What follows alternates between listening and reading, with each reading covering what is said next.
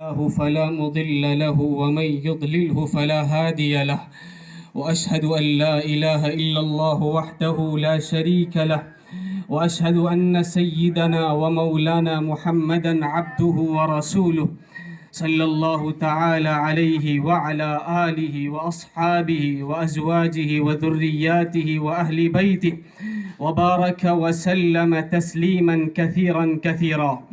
أما بعد فأعوذ بالله من الشيطان الرجيم. بسم الله الرحمن الرحيم. اهدنا الصراط المستقيم صراط الذين أنعمت عليهم من النبيين والصديقين والشهداء والصالحين. وقال تعالى: لقد كان لكم في رسول الله أسوة حسنة لمن كان يرجو الله واليوم الآخر وذكر الله كثيرا. وقال النبي صلى الله عليه وسلم: المرء مع من أحب، او كما قال صلی اللہ علیہ وسلم. محترم بزرگوں، دینی اور ایمانی بھائیوں اور بہنوں، ماشاءاللہ کچڑی کے اس مقام پر ایک عظیم الشان اجلاس ہونے جا رہا ہے، اور طلباء اپنی اپنی تقاریر اور اپنے مختلف پروگرام پیش کر رہے ہیں. یقیناً یہ ان کے لیے بھی مبارکباد ہے، اور پھر ان کو تیار کرنے والے اساتذہ اور ان کے جو ٹیچرز ہیں ان کے لیے بھی مبارکباد ہے، کیونکہ کسی بچے کو تیار کر کے اسٹیج پر لانا یہ بہت بڑی ذمہ داری ہوتی ہے. بہرحال ایک بڑا مجمع یہاں پر نوجوانوں کا ہے، اور میں نوجوانوں سے خطاب کرنا چاہتا ہوں، ان کو مخاطب کرنا چاہتا ہوں.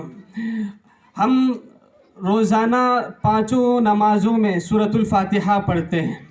اس سورۃ الفاتحہ میں اللہ تعالیٰ نے بندے کو یہ مانگنے کے لیے سکھایا ہے کہ اے اللہ، ہم کو تو سیدھے راستے پر چلا، اہدنا الصراط المستقیم. ہم روزانہ مانگتے ہیں یا اللہ ہم کو تو سیدھا راستہ دکھا، اور جو لوگ سیدھے راستے پر پہلے سے ہیں وہ یا اللہ سے دعا کرتے ہیں کہ یا اللہ مرتے دم تک مجھے سیدھے راستے پر قائم اور دائم رکھ. اور اسی کے ساتھ یہ بھی مانگا جاتا ہے کہ غیر المغضوب علیہم ولا الضالین، یا اللہ مجھے ان لوگوں کے راستے سے نجات عطا فرما، ان لوگوں کے راستے پر مجھے مت چلا جن پر تیرا غضب اترا ہے، اور جن پر تیرا غضب اترا، جس سے تو ناراض ہوا، اور جو لوگ گمراہ ہوئے.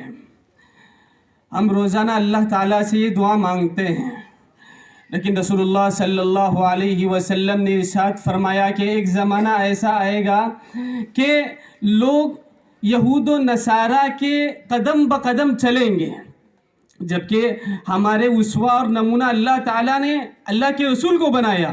قرآن پاک کے اندر اللہ تعالیٰ کا فرمان ہے: لقد كان لكم في رسول الله أسوة حسنة لمن كان يرجو الله واليوم الآخر. جو اللہ پر اور اللہ پر ایمان رکھتا ہے اور آخرت کے دن پر ایمان رکھتا ہے، اس کے لیے بہترین نمونہ اور بہترین آئیڈیل اللہ کے رسول صلی اللہ علیہ وسلم کی ذات ہے.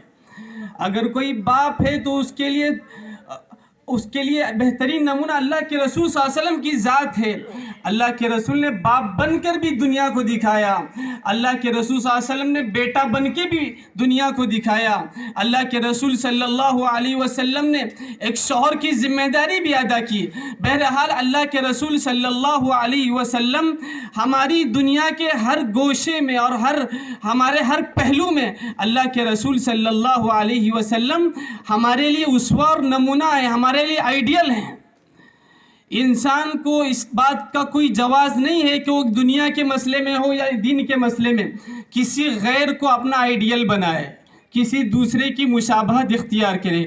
یہاں تک کہ فرمایا گیا مشابہت کو اختیار کرنا اللہ کے نزدیک اور اسلام کے نزدیک اتنا سخت ہے، اتنا خطرناک ہے کہ رسول اللہ صلی اللہ علیہ وسلم جب مدینہ منورہ تشریف لائے تو معلوم ہوا اللہ کے رسول صلی اللہ علیہ وسلم کو کہ یہود 10 عاشورہ کا 10 محرم کا روزہ رکھتے ہیں.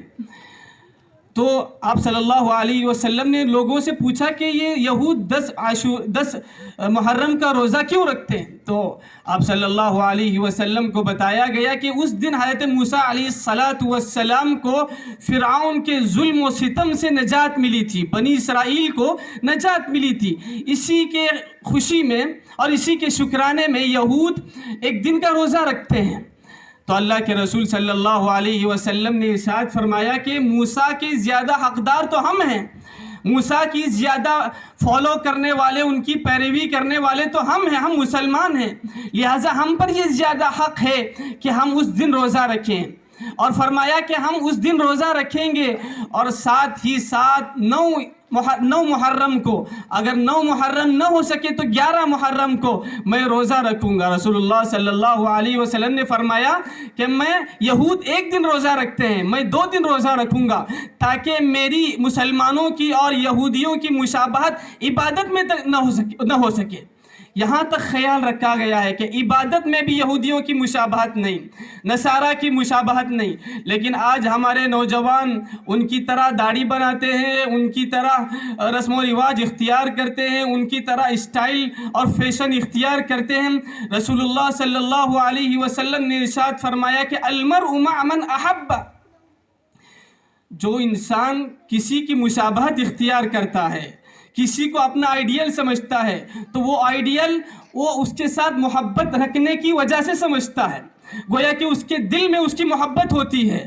آج ہم کرکٹرز سے محبت رکھتے ہیں تو ہم کو بڑا اچھا لگتا ہے کہ کوئی ہمیں وراٹ کوہلی کے نام سے پکارے یا کوئی ہم کو دھونی کہہ کر پکارے، کیونکہ ان کی محبت ہمارے دل کے اندر بس گئی ہے، رچ بس گئی ہے۔